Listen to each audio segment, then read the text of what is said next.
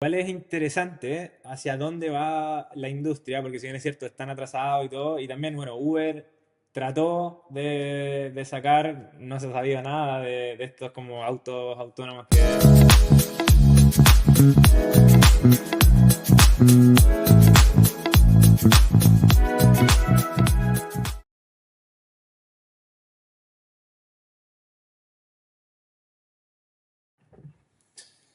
Oye, Manuel, ¿viste que hace poquito se lanzó el robotaxi en Austin, Texas, en Estados Unidos?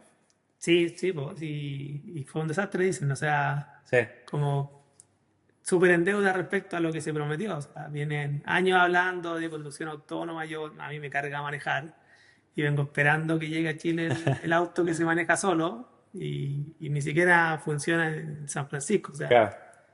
Bueno, el robotaxi empieza, la idea es que va a competir con Waymo, que bueno, está en San Francisco, creo que en algunas otras ciudades más.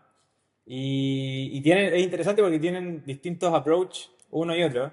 No sé si cachaste que, bueno, Waymo tiene esto, funciona con LiDAR, que es como al final sensores que pueden ver a través de las cosas. Entonces, por ejemplo, si alguien está cruzando la calle adelante hay otro auto, igual lo puede ver, versus Tesla que en el fondo a lo que apunta es solo funcionar con cámara. Al claro. final, como que Elon Musk dijo, no, esto tecnología LiDAR es estúpida y que en cierto sentido puede llegar a tener razón porque no sé si cachaste que el setup que tiene Waymo es básicamente que funciona como que le tenéis que cargar el mapa de la ciudad Claro. y si no, no funciona.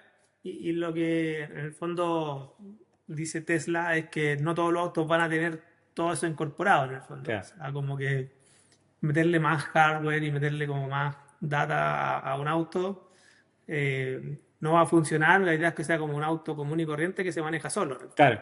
Claro, y de hecho, lo que hace Tesla con los robotaxis es que, bueno, Elon Musk dijo, ok, vamos a funcionar como funcionan los humanos, que es con los ojos. En este caso, al Tesla le pusieron, o a los Teslas le pusieron cámaras que funcionan como ojos, y en teoría la idea es que se maneje tal cual lo maneja un humano. Claro. Sí. Sí, no, pero bueno, yo estuve leyendo y en verdad la promesa era que estos autos autónomos o robotaxis iban a ser sin humanos, sin pedales y sin volante. Y en las pruebas piloto que están haciendo, súper controladas, están saliendo con volante, con pedales y con humanos. Entonces, como que, o sea, yo siento que está súper en deuda en general para lo que, no sé si es 2025. Esto se viene hablando ya hace cuántos años que Google dijo vamos a trabajar Claro. en los autos, en los vehículos autónomos y bueno, creo que hay razones para que la gente sienta que todavía no llegamos a lo que deberíamos estar. O sea, Iron Man y la película salió hace un montón de tiempo y la gente se imaginaba ya que podríamos tener un Jarvis, que podríamos tener un montón de cosas que no existen todavía y Sí. falta su buen rato para que funcionen. Bueno, y como decís tú, Elon Musk prometió hace rato ya que iba a funcionar el robotaxi. ¿Tenéis como Sí, sí, información? tenía por acá como en qué año. Bueno, hay varias predicciones que no le ha dado Elon Musk, lamentablemente. Bueno, hay gente que le hace harto hate, pero no sé, por ejemplo, el 2018, 2020 ya debería haber estado. O sea, Mm, estamos ya por lo menos 5 años atrasadito. atrasados y tampoco viendo que este vaya a ser el año donde le vayan a dar al clavo con la conducción autónoma. O sea, para la gente que no cacha mucho, tampoco ir a lo técnico, pero hay Mm, 5 niveles de conducción autónoma. Waymo ya está como en el nivel 4 de 5, pero Tesla todavía está en el nivel 2. ya. Entonces, como ¿Cuál es falta. la diferencia entre el 2 y el 4? El O el... 2 lo que tiene es supervisión. O sea, hay alguien como supervisando. No. Y el nivel 4 ya el auto se maneja solo y sin intervención. Entonces, Ah, son en el fondo niveles que se establecieron de cuándo ya estoy a estar listo para salir al mercado y que una persona como yo pudiera comprarse un auto y ir sentado leyendo al lado y no estar preocupado del volante. claro. Ahora, igual es interesante hacia dónde va la industria, porque si bien es cierto, están atrasados y todo, y también, bueno, Uber trató de sacar, no se sabía nada de estos como autos autónomos que quería sacar Uber con, bueno, en un principio era con Google, después tuvo un tema, una pelea, pero bueno, la cosa es que puede incluso hacer obsoleto a Uber, entonces igual es interesante Sí, en un futuro. De hecho, bueno, con este lanzamiento del Robotaxi me puse a investigar un poquito y Morgan Stanley lanzó un reporte de cómo hacia dónde va la economía o la sociedad en general con los autos autónomos. Y una de las cosas que decía es que, por ejemplo, no va a haber o va a haber mucho menos estacionamientos, claro. que vale interesante, Sí. porque es una industria gigante que también puede empezar a morir ahora en 15 años más, no va a morir el Y es un buen próximo año. negocio, o sea, se Exacto. rentabiliza mucho el metro cuadrado de un estacionamiento, Sí, po. sobre todo en el centro, en lugares como muy Claro. transitados. Claro, y si pensáis, los autos van a estar constantemente andando, entonces no se, o se va a necesitar mucho menos estacionamiento. Y también, bueno, Uber, los taxis, obviamente, los taxistas en realidad. Incluso, que otra cosa que también quiere hacer Elon Musk, que son los camiones. Claro. Los camioneros también. En el fondo, muchas industrias van a cambiar mucho con este tema. O sea, el gran miedo a la inteligencia artificial es ese, pues cuántos trabajos van a Claro, desaparecer y qué va a hacer de esa gente que trabaja en eso hoy en día. O sea, ¿qué van a hacer? O sea, una persona que es taxista o que es camionero va a tener que reinventarse y sí, ese po. es un tremendo tema, yo creo, para muchos capítulos de podcast. Bueno, tú que trabajáis con inteligencia artificial, con Aindes, Sí. que bueno, es en otra industria, pero que también, incluso bueno, Aindes creo que apunta un poco más a complementar más que a reemplazar, ¿no? Sí, o sea, con Aindes lo que estamos haciendo es básicamente usar la inteligencia artificial para ayudar a los grandes empleadores a que puedan administrar más trabajadores mejor y más rápido, en el fondo, Mm, a que puedan dar más empleo a más personas y sobre todo hacerse cargo de esta transformación del mundo laboral. En el fondo, trabajamos con empresas de staffing que muchas veces el primer trabajo de una persona es en una empresa de este estilo y después saltan a contratos directos. claro, Entonces, lo que vemos es que al final lo que va a pasar con la inteligencia artificial es que se van a tener que reinventar un montón de personas que hoy día están trabajando, van a tener que capacitarse en nuevos roles mm, y cosas que hoy día hacemos los humanos las van a hacer las máquinas y siempre va a haber otro trabajo. Entonces, estamos bien metidos en ese problema de en qué van a trabajar las personas en el futuro. sí. Y al final, bueno, mueren algunas industrias, o no, quizás no mueren, pero Transforma. se transforman, ese es el tema. Como que, bueno, y van a ir naciendo nuevas industrias también, en donde pueda trabajar, no sé, ese camionero que quizás se quedó sin pega porque el camión de Elon Musk lo reemplazó. O lo que Ah, hacen de Uber hoy día también, pues, o claro, sea, también, pues. también, sí. Empieza a trabajar en otra cosa y bueno. Y, sí. Y hablando de industrias y de hacia dónde va el futuro y todo ese tema, también, bueno, estábamos hablando detrás de cámara de cómo se está transformando esta industria de las startups también, con respecto a si seguir en el fondo en como el camino del private equity o IPO o todo ese tema, que tuviste creo un reporte hace Sí. poquito que Bueno, más este interesante. fin de semana salió un reporte de CodeQ, creo que se pronuncia, que son una firma de inversiones en Estados Unidos que hace como todo un análisis de las crisis económicas, de las nuevas industrias o los timing, los periodos, las épocas de las startups, Mm, que de hecho hace una clasificación bien interesante respecto a lo que eran las startups en 2000, 2010, que ahí estaba Airbnb, estaba, no sé, LinkedIn, que eran todos estos marketplaces que juntaban personas de ambos lados. ya. Y después vinieron las empresas que todavía en la pre hay como empresas como Deal, que empezaron a hacer cosas ya más uno a miles, digamos. O Ya. sea, como una empresa, ya no eran marketplace, sino y cómo estas empresas alcanzaban los 100 millones de dólares con menos empleados, cada vez con menos empleados. Y ahora se habla de que con AI va a existir en el futuro pronto una empresa que con un empleado, con el puro fundador, Mm. va a alcanzar 100 millones de dólares. Todavía no existe, pero para allá se ve que va la cosa. Pero tú tuviste a alguien que, bueno, hace poco hubo un post, Sí, no me lo aprendí de memoria, pero algo viste, que hubo sí. un tipo que también lanzó como solo founder y Eh, vendió su startup. sí, increíble que en 6 meses, desde que empezó, no levantó inversión y en 6 meses llegó no sé, creo que eran como 15 millones de revenue y lo vendió de anual Mm, y lo vendió a 80. O sea, como de seis brutal. meses. Fundó, en 6 meses vendió 80 millones de dólares. O sea, increíble. Yo creo que en Chile no tenemos ningún caso así, Claro, en Latinoamérica tampoco. Pero bueno, eso es lo que está haciendo la inteligencia artificial. claro. En el fondo, ahora, claro, tampoco era cualquier emprendedor, ya había tenido un éxito anterior. Ah, ya. Entonces, es Sabía lo que como. hacía. Sí, y también leí un poco la historia que él usó mucho LinkedIn para contar como su camino estos Ya. 6 meses y tuvo posts con 100.000 reacciones, vistas, y eso también lo fue haciendo como muy, muy visto por los potenciales compradores y al final Wix, que es esta empresa de Ah, blog, Wix lo compró. lo compró, sí, Mm, porque él tiene una especie de logo, como de que tú puedes con un prompt crear sitios, cosas de ya. ese estilo, entonces Wix Le era hace como, sentido. Claro. claro, para ellos era súper útil.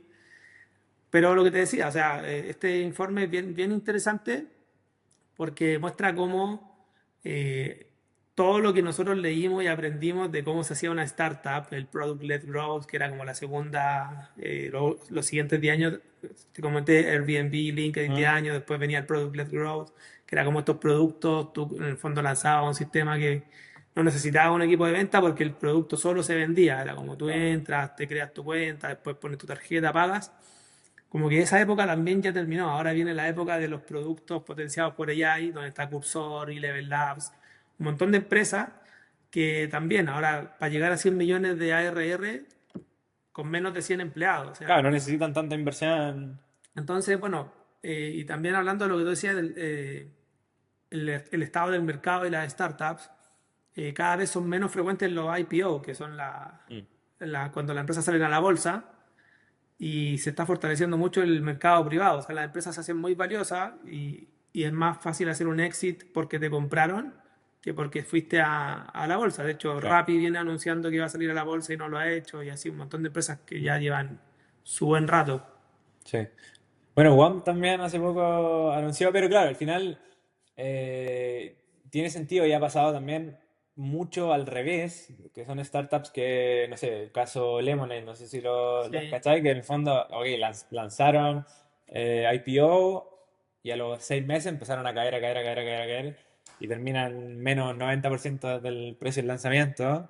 Yo conozco el caso de UiPath, que es lo ¿Ya? mismo, o sea, salieron a la bolsa y perdieron 80% de valor de mercado. Entonces yo creo que O Snapchat también, a la otra startup le asusta, pues claro. pucha, si le pasó a esto que en verdad venían bien, Mm, es porque lamentablemente el mercado privado, cuando se hacen públicas las empresas, ya la información de las ventas y todo, que era secreto, pasa a ser público porque cualquier persona puede invertir. claro, Y cuando ven realmente como los fundamentales de las empresas, cómo funcionan por dentro, los estados de resultados, el mercado ajusta las valorizaciones a la baja rápidamente. Y eso mm, nos pega a los emprendedores también, porque ahora los fondos tampoco es que te están valuando una startup como antes, porque saben que en verdad el exit no va a ser un exit como lo que se veían antes de unicornios, por decirlo así. claro. Tú que estás ahí, bueno, estás en un proceso de levantamiento ahora con Aindes.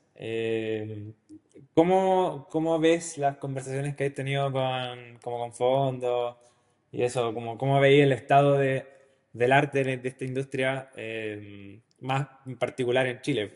Que, Sí, bueno, yo creo que es difícil separar Chile de Latinoamérica. o Latam. Como, claro, al final tú miráis la TAM y de hecho no puedo decir quién me dijo esto, pero me decía que los fondos en Latinoamérica dicen que son todos pre-seed, pero no invierten pre-seed. O Claro, sea, quieren ver números de serie A e invertir a precio de pre-seed. ese es el tema, sí. Entonces al final es como es una industria que está, o sea, nació hace poco también, ¿no? Mm, Como que el venture capital en Latinoamérica, si lo comparamos con Estados Unidos, en Estados Unidos, te comentaba también fuera de cámara, las reglas del garage, del tiempo de Hewlett Packard, IBM, o eran otros tiempos donde nació la industria del venture capital porque habían empresas que compraban estas startups porque se dieron cuenta que era más rápido comprar una startup que partir ellos de cero. claro. Y la diferencia también de que un founder, cuando está construyendo algo propio, trabaja mucho más. Creo que eso también es otro tema que íbamos a tocar, de que hoy día hay una cultura como de que el emprendedor tiene que trabajar y darle como, no sé, 24/7, 80 horas a la semana. Hay varios conceptos de la intensidad que hace un founder la diferencia, Sí. que igual es lógico porque no tenéis como un equipo tan grande, no eres como un corporativo. Y lo otro que también, si a la empresa le va bien, tú soy el principal beneficiado. Entonces Claro. también, pero claro, el mercado el mercado de Latinoamérica, esto lo dicen muchos fondos también, no puede ser una copia del mercado de VC de Estados Unidos. En un contexto completamente distinto. Exacto. Ahora también, quería complementar lo que tú decías, porque muchos dicen, no sé, soy pre-seed y no invierto en pre-seed, pero también pasa mucho que son fondos que, por lo que yo he conversado también, es como nunca quieren tampoco liderar una ronda, por ejemplo. Es como, Claro. ok, yo te invierto, pero ¿quién te Nadie quiere ser el primero. nadie quiere ser primero? Nadie, es como son todos muy, muy asegurados en su approach versus los gringos que en el fondo sí están Arriesgan, dispuestos a pues. arriesgar, claro. Arriesgan y van por el desafío, el venture, no por el... Acá se habla de venture capital, pero acá la traducción es capital de riesgo.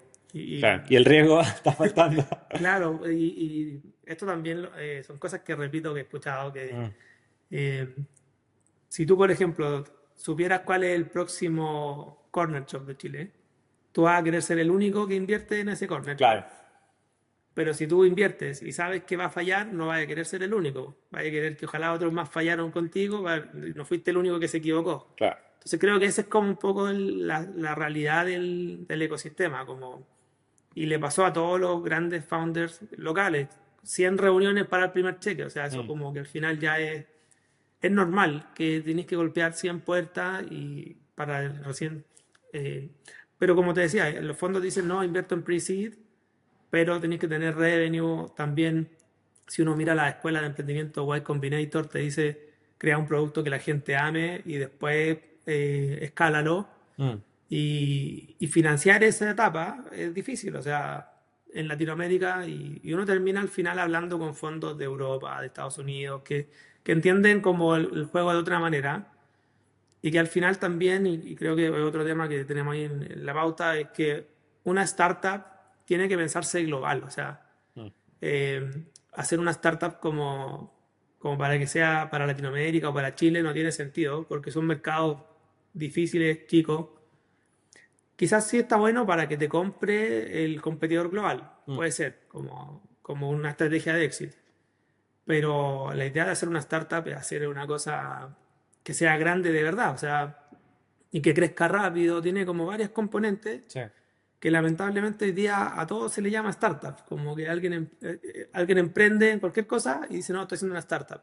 Pero creo que también es como porque el ecosistema o sea, somos como, Está inmaduro, entonces, claro. claro, es naciente, está Sí. recién como arrancando, por más que ya, no sé, yo digo de Corner Shop se fundó hace 10 años Mm. y ya hizo el mayor éxito en Chile. Mercado Libre se fundó hace 25 años, no ha hecho, o sea, hizo la IPO, Sí.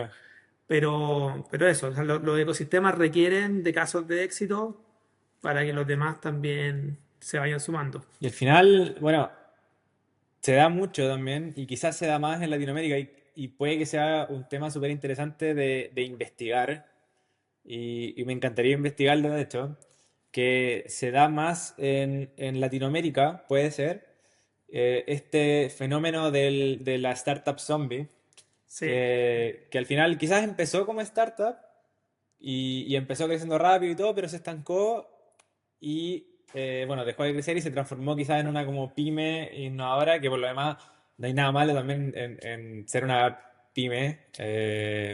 Pero claro, al final son clasificaciones completamente distintas y está bien también.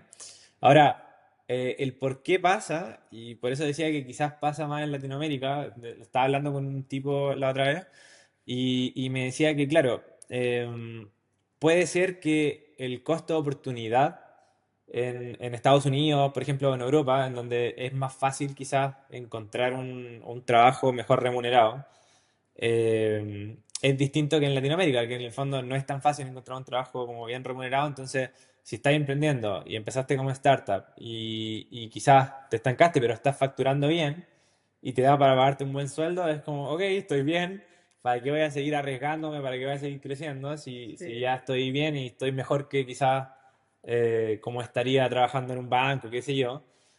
Versus en Estados Unidos, que es como, o me arriesgo para que la cuestión sea grande y valga la pena, y ganar, no sé, X millones de dólares al mes, da lo mismo. Versus me empleo en Amazon, qué sé yo, Sí. y tengo un buen sueldo igual, y No, sin de riesgo. hecho, pues, de hecho, bueno, normalmente esos negocios le llaman el lifestyle business. Claro, A veces te dicen, oye, está bueno lo que estás haciendo, pero no, no es para VC back. claro, Está bueno para que tú te digas una buena vida, un lifestyle business y de repente así otra cosa en paralelo. claro. Pero efectivamente, como decís tú, para alguien que esté en Estados Unidos, que se puede emplear en Facebook y va a dejar el empleo de Facebook, que ya le paga un montón de plata al año, Claro, salirse y hacer tu startup es para que efectivamente te dé un mejor retorno sí, pues. en un eventual éxito.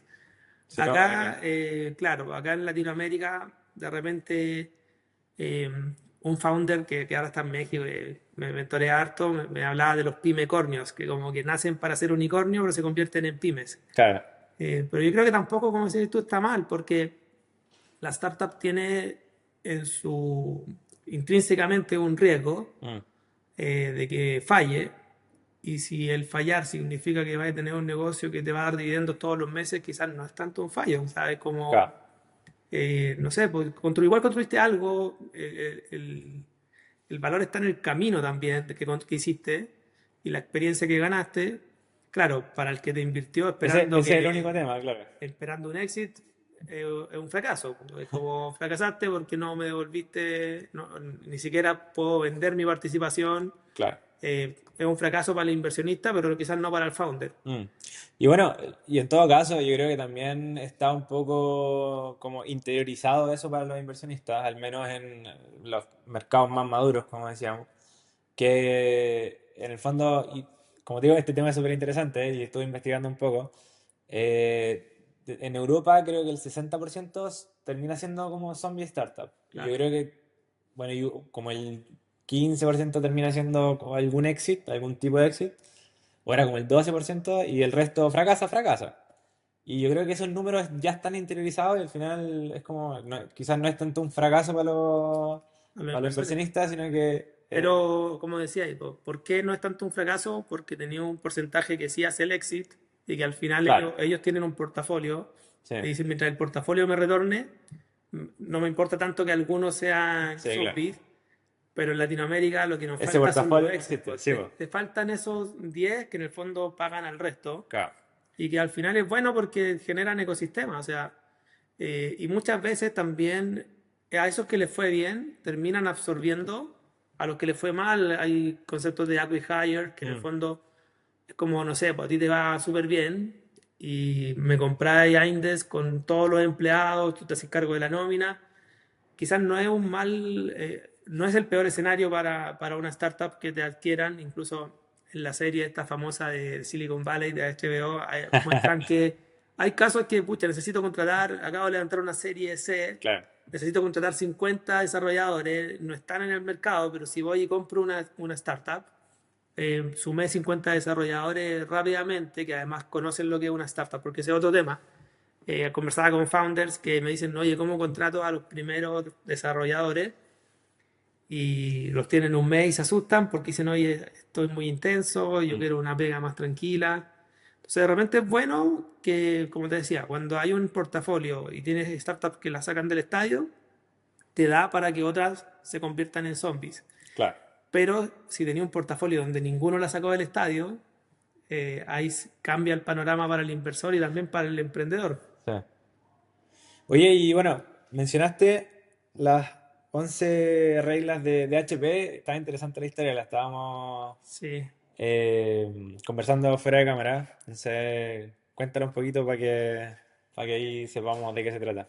Sí, mira, bueno, yo empecé a emprender hace, cuando estaba en la U, hace 10 años, y si algo me llamaba la atención de emprender era como esa libertad que hay gente que hoy día dice, quiero, no quiero tener jefe, quiero hacerme millonario, como que hoy día se burlan de eso. Ah, Pero más que el tema de la plata era como el cambio que podía hacer en el mundo, o sea, eh, y eso lo escribieron los fundadores en las reglas del garage, en Hewlett Packard, y eso se hizo bien famoso.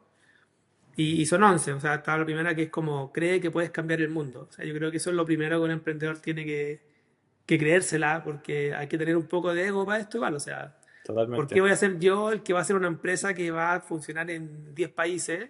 Aunque a veces se pasan, pero ya Sí, eso es otra cosa. no, eso es otra cosa, pero normalmente si tú tenés los pies bien sobre la tierra, Claro, nunca va a ser una startup. Va a ser una empresa que funcione bien en tu país, en un par de regiones, porque, ¿cacháis que en verdad es difícil?